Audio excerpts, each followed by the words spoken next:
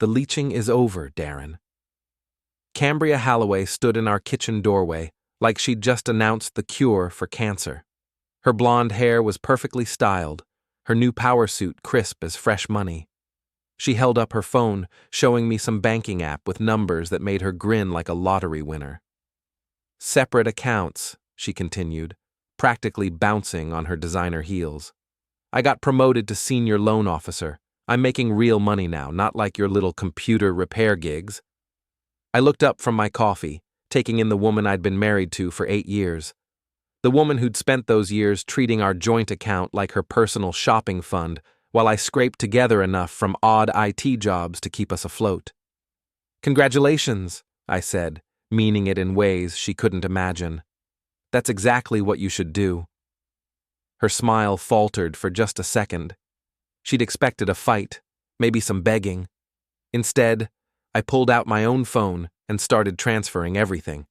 Utilities, mortgage, insurance, groceries, her car payment, the lawn service she insisted we needed, the cleaning lady who came twice a week. What are you doing? She asked, leaning over my shoulder. Helping you achieve independence, I said. All the household expenses are now coming out of your new account. You wanted to be the breadwinner, right? She nodded slowly, probably calculating how much bread she'd actually need to win. I could practically hear the gears grinding in her perfectly styled head. And Darren? She touched my shoulder with fake sweetness. I'll be working late a lot now. Team dinners, client meetings, you understand. Oh, I understood perfectly. Especially since I'd already met her new boss, Orion Vanton, at the bank's holiday party last month. Tall, slick, married, and exactly the type of guy who'd promise a promotion in exchange for some extracurricular teamwork. Sure thing, honey. You focus on your career. She kissed my cheek and clicked toward the door, probably already texting her new mentor about their next strategy session. I waited until her car pulled out of the driveway, then opened my laptop. Time to see just how independent Cambria really wanted to be. Before we dive deeper into this story, I have one small request. Please subscribe, drop a like, comment, and hit that hype button to boost this channel so more people can discover these incredible Reddit stories. 3 weeks later, Cambria was learning the true cost of independence. I was on the back patio, enjoying my morning coffee and the sound of panic from inside the house. Darren! Her voice cracked like thin ice. The electricity bill is $300, and the mortgage payment bounced. I said, not moving from my chair. Sounds expensive. The kitchen door slammed open. Cambria appeared, still in her bathrobe at noon, holding a stack of red-stamped envelopes, like they might bite her. This isn't funny. The cleaning lady quit because I couldn't pay her. The lawn service is threatening to put a lien on the house, and my mother is coming for Sunday dinner in 2 hours. Better get cooking then, I suggested. She stared at me like I'd suggested she build a rocket. I don't cook. Maria always handles Sunday dinner. Maria was the cleaning lady. You know, the one you couldn't pay? Cambria's phone buzzed. She glanced at it, and for a split second, her face softened. Probably a sweet message from Orion, telling her how beautiful she looked during their last team meeting. Can't you just help me this once? She pleaded. I thought the leeching was over. The doorbell rang. Through the window, I could see Fina Marin, Cambria's mother, standing on our front porch with her husband Brent. Fina was the type of woman who could spot dust from 50 feet and wasn't shy about sharing her findings. Oh no, oh no, oh no, Cambria muttered, rushing toward the kitchen. I settled deeper into my chair and waited for the show to begin. Fina's voice carried through the house like a fire alarm. Cambria, what happened to the flowers?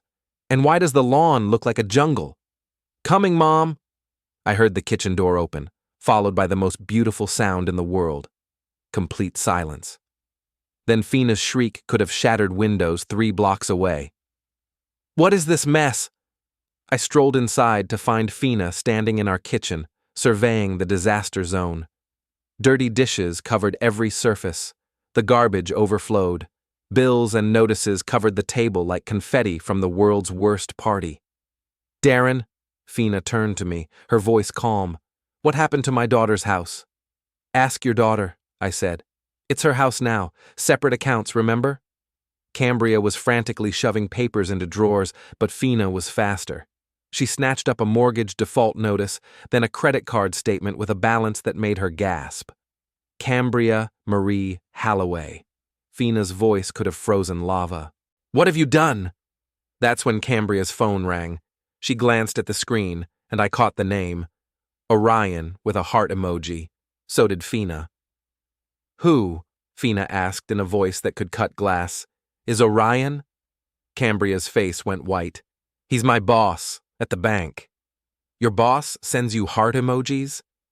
Before Cambria could answer, the doorbell rang again. Through the front window, I could see a silver BMW in our driveway and a tall man in an expensive suit holding flowers. That's him, I announced helpfully. Orion Vanton, branch manager. Married guy, 2 kids, lives in the Riverside Heights development. Cambria shot me a look that could have melted steel, but I was already walking to the door. Orion, I said, opening it wide. Come meet the family. Orion Vanton was the kind of guy who practiced his smile in the mirror every morning. Perfect teeth, perfect hair, perfectly polished shoes that probably cost more than most people's car payments. Darren, he said carefully. I was just stopping by to check on Cambria. She seemed stressed at work yesterday. How thoughtful, I said. Come in, meet her parents. I led him into the kitchen, where Fina was still holding the mortgage notice, and Brent was quietly examining the overflowing garbage like it might contain clues to the meaning of life. Mom, Dad, Cambria said weakly. This is Orion Vanton, my manager at First National. Fina's eyes narrowed. The one with the heart emojis? Orion's smile flickered. I'm sorry? Your text message, Fina continued, to my married daughter. I think there's been a misunderstanding, Orion said, but his voice had lost some of its polish. Cambria's phone buzzed again. This time the message preview was visible. Can't wait for tonight, wear the red dress. Fina read it upside down. Brent dropped his coffee mug. Well, I said into the silence, this is awkward. Monday morning, I decided to visit First National Bank. Not to cause trouble, of course. Just to make a simple deposit and maybe ask a few innocent questions about account management. The bank was busy, full of regular folks trying to handle their regular business. Cambria was at her desk in the loan department looking frazzled.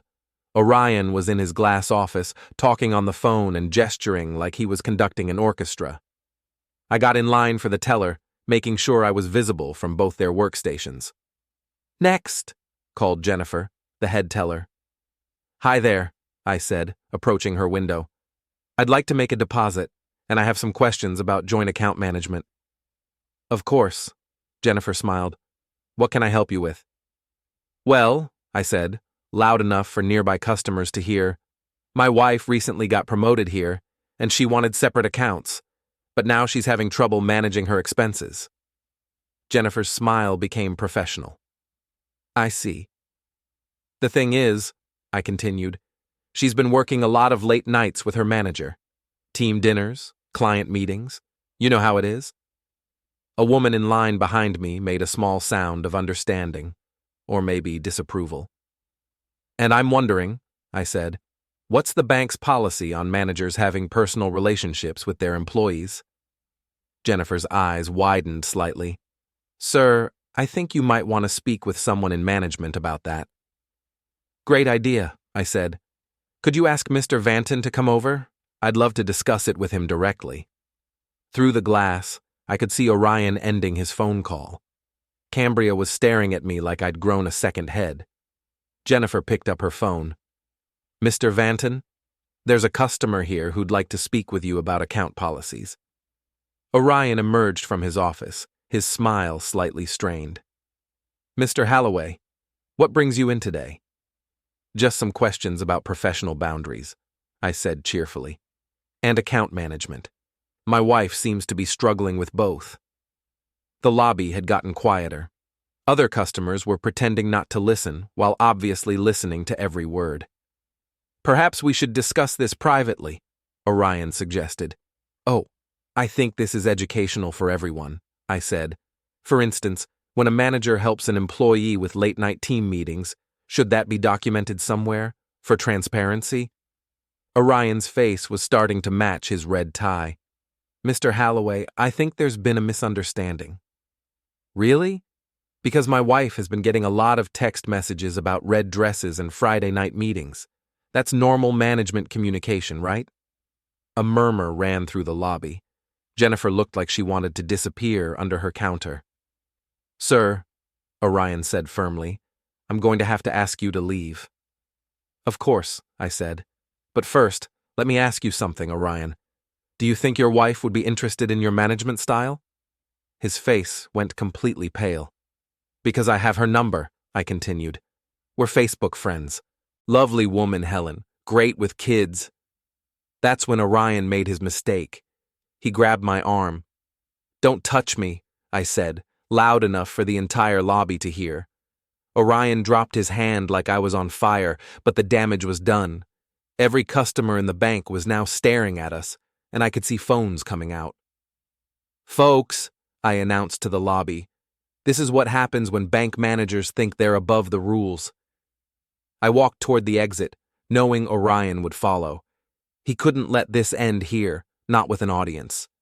Sure enough, he caught up with me in the parking lot. "You need to stop this right now," he hissed, grabbing my shoulder. "Stop what?" I asked innocently.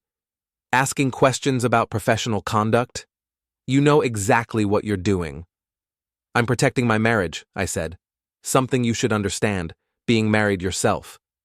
Orion's BMW was parked in the space marked Manager. Pristine silver paint, leather interior, the kind of car that screamed success and superiority. "Look," he said, trying a different approach. "Maybe we can work something out. Man to man." "What kind of work did you have in mind?" I asked. "The same kind of work you've been doing with my wife." That's when he made his second mistake. He took a swing at me. I ducked, and his fist connected with his own car's side mirror, which snapped off and clattered to the pavement. "Oops," I said. "That's going to be expensive to fix."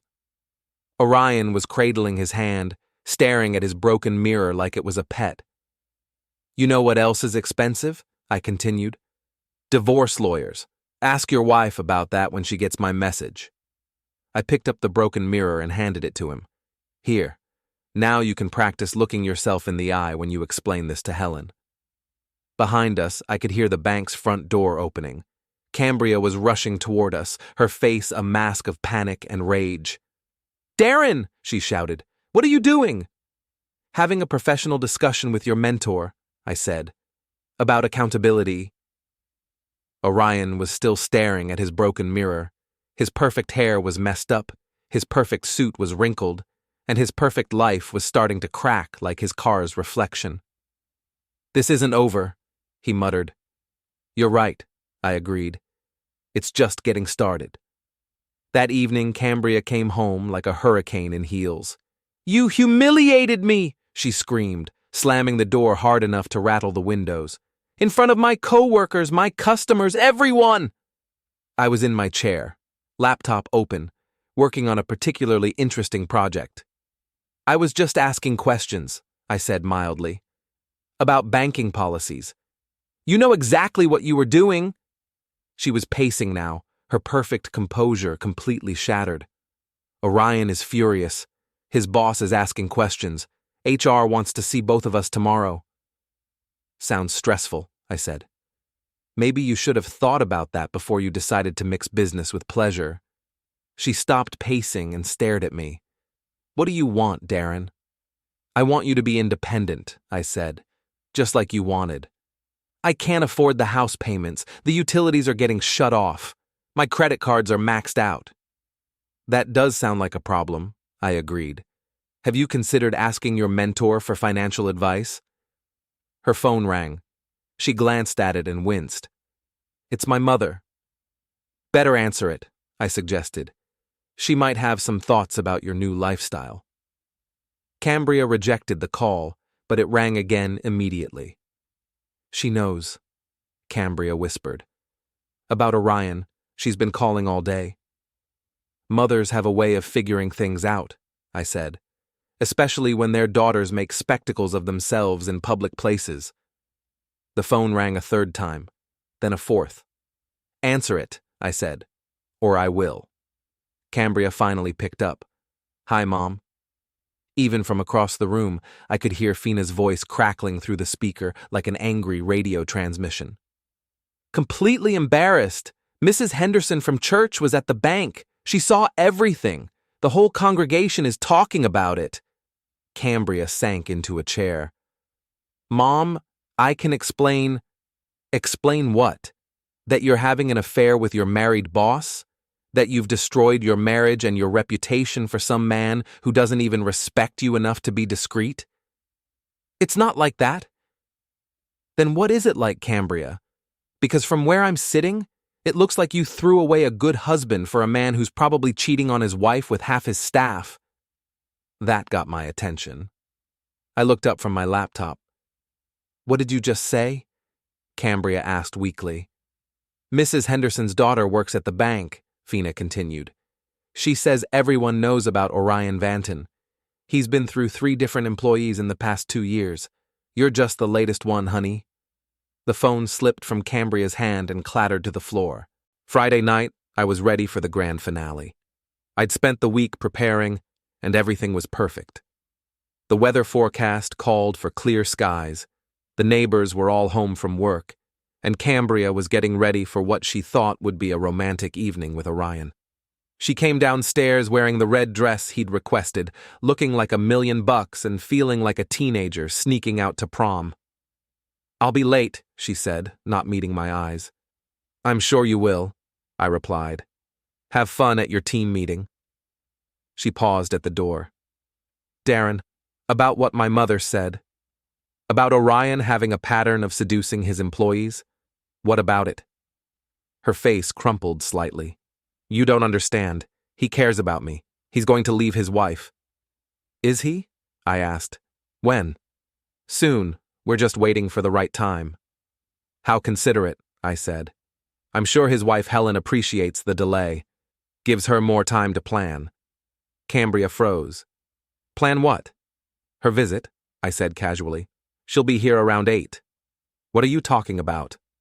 I held up my phone, showing her a text conversation with Helen Vanton. Lovely woman. Very interested in meeting the woman her husband has been mentoring so intensively. Cambria's face went white. You didn't. I did, along with your parents, my friend Jay, and several of our neighbors. I thought we should all get to know each other better. You're lying. The doorbell rang. That would be Helen, I said, getting up to answer it. Right on time. Helen Vanton was nothing like I'd expected. She was small, quiet, with tired eyes and the kind of calm that comes from dealing with disappointment for years. Mrs. Vanton, I said, opening the door wide. Thank you for coming. Thank you for inviting me, she said softly. I think it's time I met my husband's colleagues. Behind her, I could see more cars pulling into the driveway. Fina and Brent's sedan, Jay's pickup truck, the neighbors from across the street. Cambria was backing toward the kitchen like a cornered animal. Helen, she said weakly, I can explain. I'm sure you can, Helen replied. But first I'd like to meet your husband. Orion talks about him so much. That's when Orion's BMW pulled into the driveway, music thumping, windows down. He parked behind Helen's car, blocking her in, and got out with a bouquet of roses and a bottle of champagne. He was halfway to the front door before he noticed the crowd on my porch. The roses hit the ground first, then the champagne. Helen, he said, his voice cracking like a teenage boy's. What are you doing here? Meeting your colleagues, she said calmly. Isn't that nice? Fina pushed past everyone to get to the front of the porch. Orion Vanton, you should be ashamed of yourself. Mom, please, Cambria begged. Don't you, Mom, please me, Fina snapped. You've made a fool of yourself and embarrassed our entire family. Jay was recording everything on his phone. The neighbors were watching like it was the best show on television. Helen was standing perfectly still, taking in every detail of her husband's guilty face and my wife's red dress. This is all a misunderstanding, Orion said desperately. Helen, honey, let me explain. Explain what? Helen asked. The roses, the champagne, the text messages about red dresses? You've been reading my messages? I've been reading all your messages, she said. For months. Did you really think I wouldn't notice? Orion looked around at the crowd, at the phones recording his humiliation, at his wife's calm fury and his mistress's panicked tears. I want a divorce, Helen announced to everyone, and I want half of everything, including your pension. The crowd murmured appreciatively. This was better than cable television. Helen, please, Orion begged. Think about the kids. I am thinking about the kids, she said. They deserve a father who isn't a cheater and a liar. She turned to me. Thank you for inviting me, Darren. This has been very educational. She walked back to her car, got in, and drove away, leaving Orion standing in my driveway like a scarecrow in an expensive suit. Fina grabbed Cambria by the arm. You're coming home with us. Tonight. Mom, I can't. My job. Your job? Fina laughed bitterly. Honey, after this, you won't have a job. She was right. By Monday morning, both Cambria and Orion were gone from First National Bank.